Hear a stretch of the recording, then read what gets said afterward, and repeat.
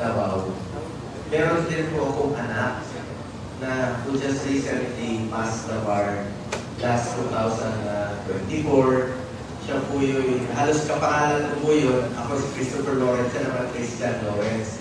CPA lawyer na po siya, 27 years old.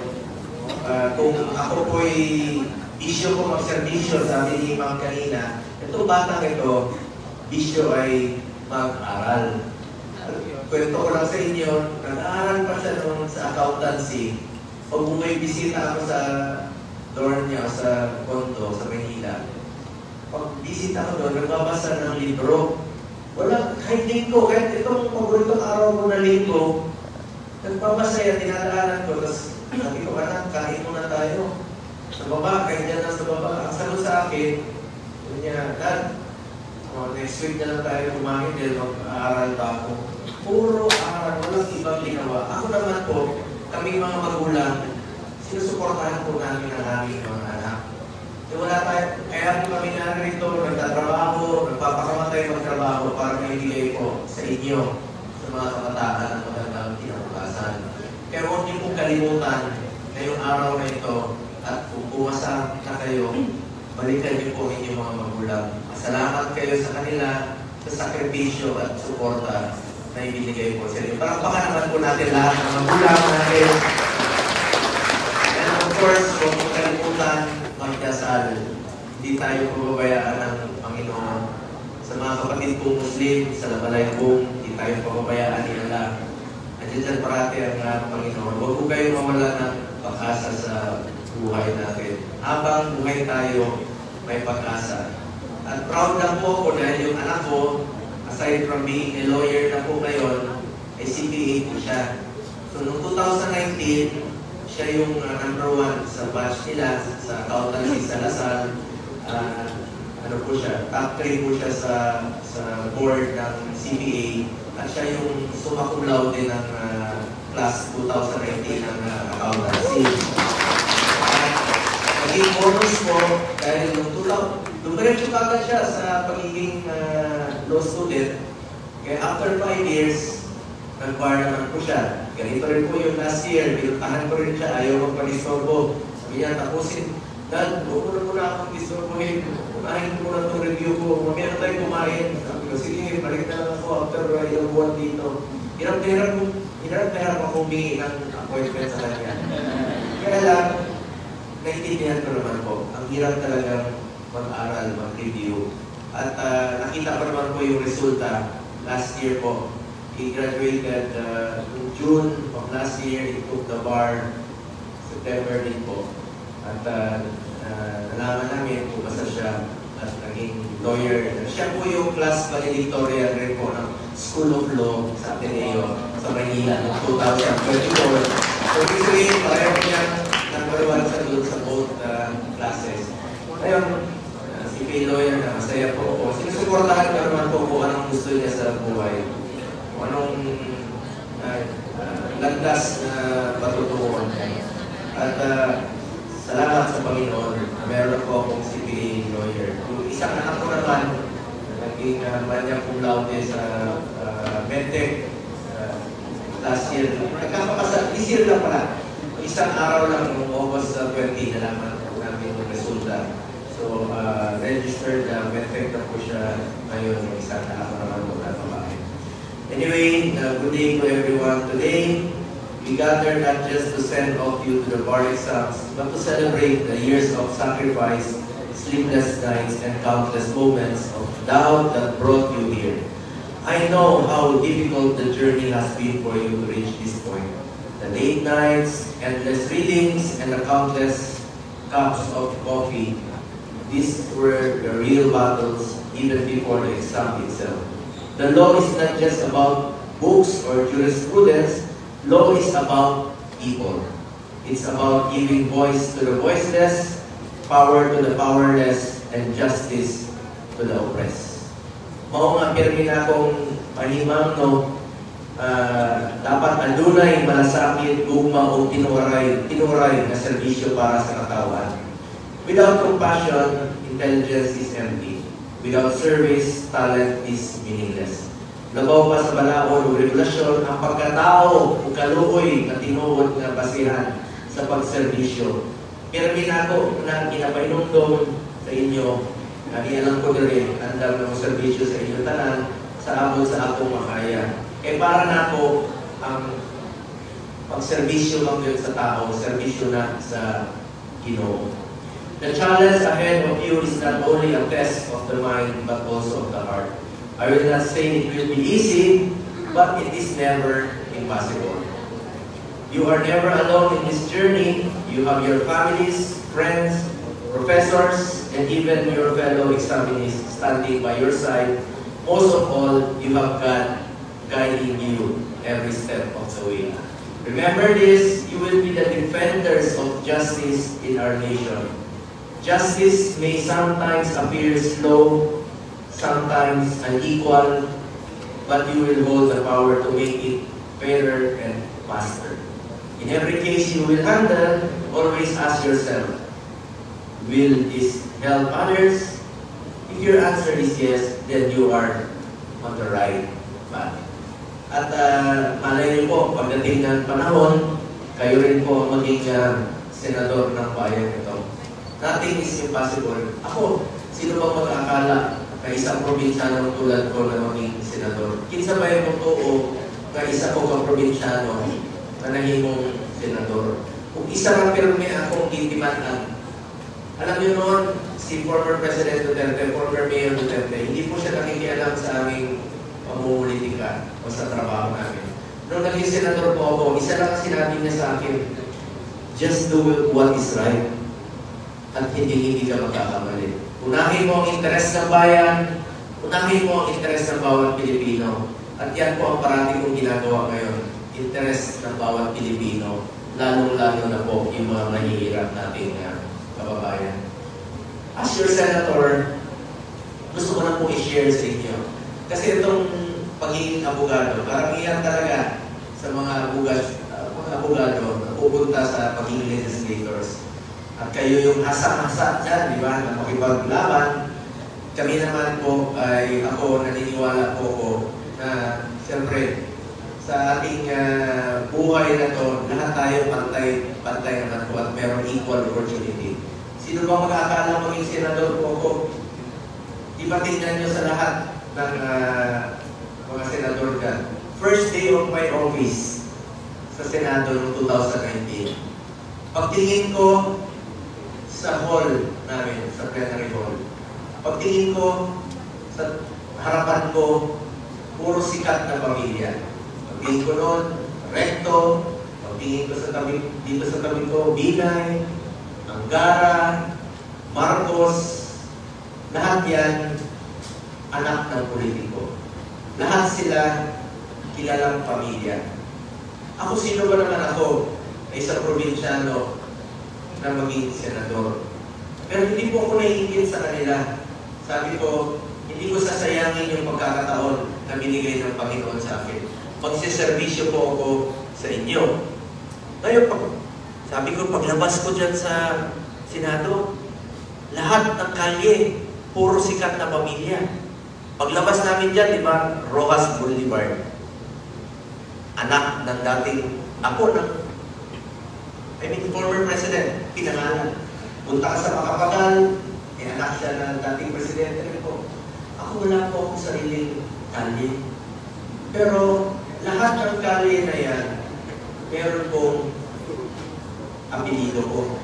Pagpunta nyo sa kalye na yan, pag traffic, ang maalala nyo parati, ang aking apelido. Ano yung traffic light? Ano yung green? Oo, di maalala nyo. Hindi nyo malilimutan, di ba? Pag gutom na kayo, bibili kayo ng chokes to? Ito ko rin. Anong paborito nating araw? Ling? Sa Bisaya, Luming? Meron pa isa. Kagabi po, pauwi ako, nadaanan ko. Merong disgrasya na panggaan ako. Nasa Facebook ko, ganyan yun. Tinulungan ko, pinadala ko sa ospital, tinulungan ko. Tapos unang tanong ko, nakainom ka ba?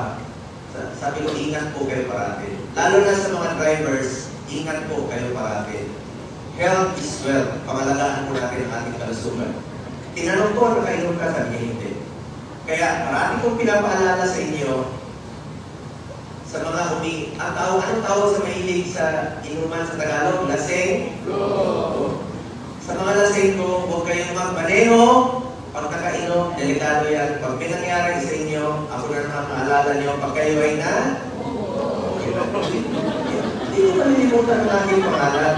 Kasi nasabi ko lang, huwag tayong maingit sa iba. Gawin nyo lang yung lahat.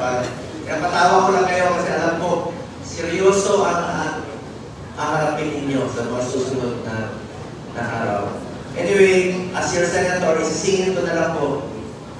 Kasi gusto ko lang po mag-report at gusto ko maging proud kayo. Nagabawin niyo ba kailan dito? Nagalabaw ka na. Inside taga-region, Caraga rin. I'm sure taga-Caraga. Sino mga taga-region? Well, Jensa, no? Sa Sarangani. Region 10. Region 11. Kadabaw, nagdaan kita. Good luck, taga-Barn. Good luck sa inyong tanan. May mga taga-Visayas na napunta rito. Visayas. Luzon, wala no? Anyway, good luck po sa inyo lahat. Gusto ko lang i-share sa inyo, as your senator, I have authored 19 laws. I have principally, 21 na pala, na-updated na ngayong just recently. I have authored 21 laws. I have principally sponsored 94 laws, including 92 laws for the establishment and upgrade of public hospitals. Ano po yun? Yun po yung karagdagang hospital beds. Halimbawa, SPFC. Dagdagan mo ng mga hospital beds, dagdagan mo ng building. Kailangan po yun ng batas na dapat natin ipasa. Yan po ang naipasa natin. At I have co-authored or co-sponsored 191 laws. At tulad ng anak ko, ako rin sa Senado, wala po akong absent sa Senado sa loob ng 6 na taon ko. Makita nyo, last week, nandun ako sa Cebu, nandun ako sa Capiz, ngayon, nasa Senado na naman ako. Dahil bisyo ko mag-servisyo sa ating mga kababayan Pilipino.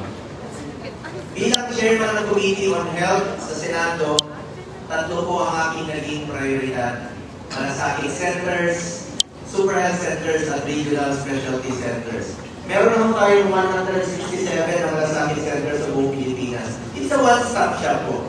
Patas na po yan na isinulong natin noong 2019. At meron po kayo malasakit center dyan po mismo sa SPMC. Lapitan nyo lang po yan para po yan sa Pilipino. Karapatan nyo po yan. Pangalawang naging prioridad ko po, ito po Super Health Center. Iba rin po ito Super Health Center. It's a medium type of polyclinic. Diyan po yung konsulta ng PhilHealth. Tingnan niyo po, meron pong isang Super Health Center sa Lake Cebu. Sino taga South Cotabato sa inyo? Dito.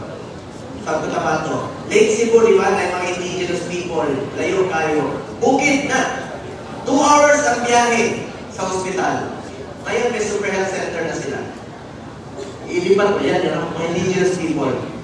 Alam niyo, pagpunta ko ron, bago pa ako dumating kay anak na nanay, Tibulin Drive.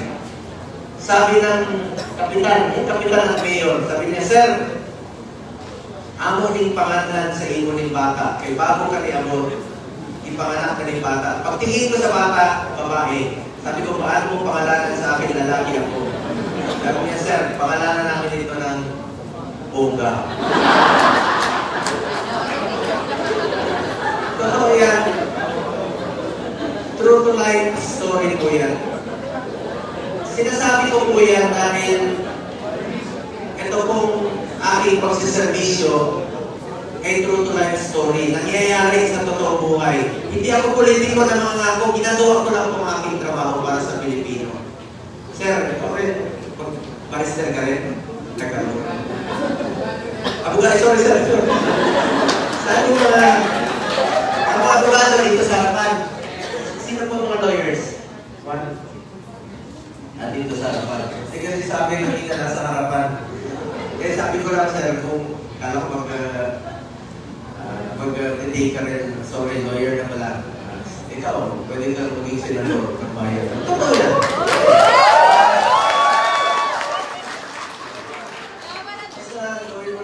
pagmamahal parati, pagmamalasakit sa bayan. Balikan ko lang sa Super Health Center, magkakaroon po ng mahigit 700 na Super Health Center sa buong Pilipinas. Dahil sa Davao, naghanagin na tungkol. At tumugturin, Nana.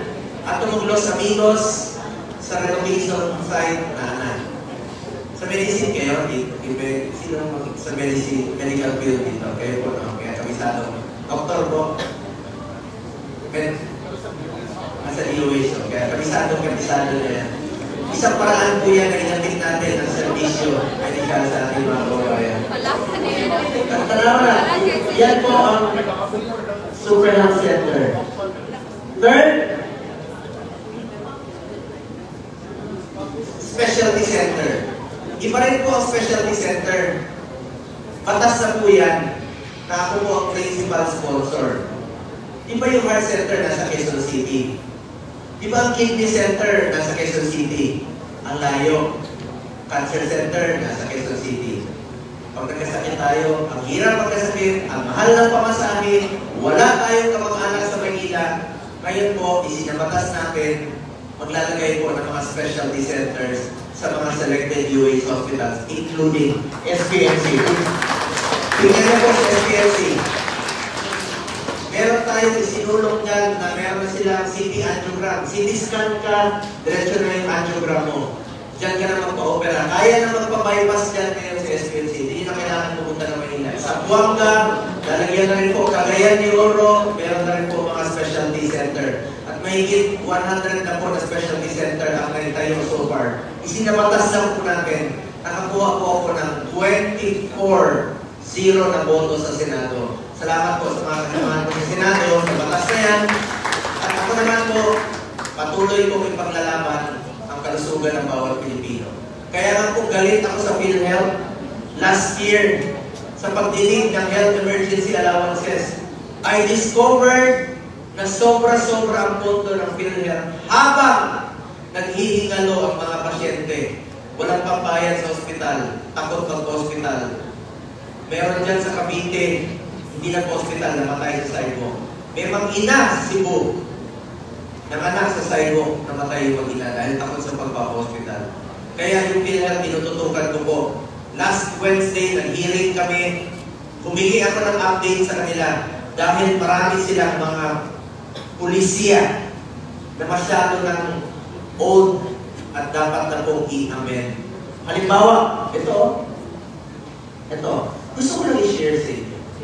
Kayo, tingnan nyo, yung hospital billings ninyo, pag na-hospital kayo. Meron isang provincial health officer ng Camarines Norte na-admit 4 million. Ang sinagot ng PhilHealth, 27,000.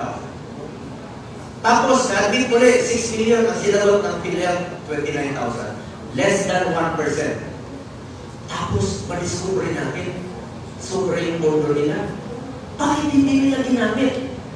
Pambayad, pangtaas ng case rates, para wala silang pondo, walang wawalisin ng National Treasury. Kaya doon po tinututukan ko. Nagawa nila noong December, marami silang changes na ginawa. Tinasa nila ng 50% yung case rates, mababa pa rin yan. Less than 1% pa rin, kung tutuusin.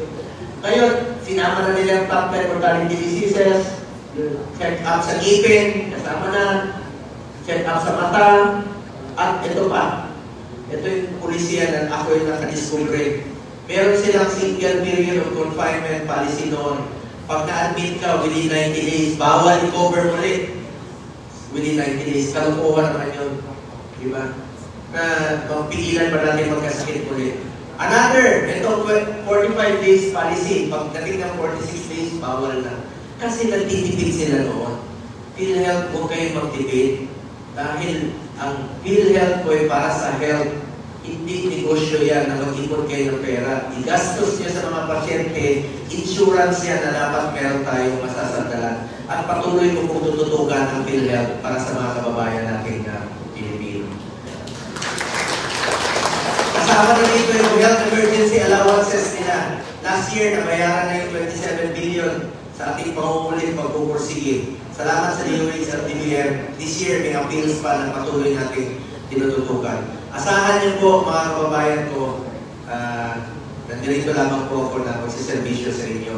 Sa mga barrister natin, sa mga estudyante, bukas ang aking opisina para sa inyo lahat. Kung ano man pong pwede kong maitulong in my own small way, tutulong po ako sa inyo. Bukas, huwag kayong mahiya po sa akin. Huwag kayong mahiya sa akin. Dahil parang kuya mo,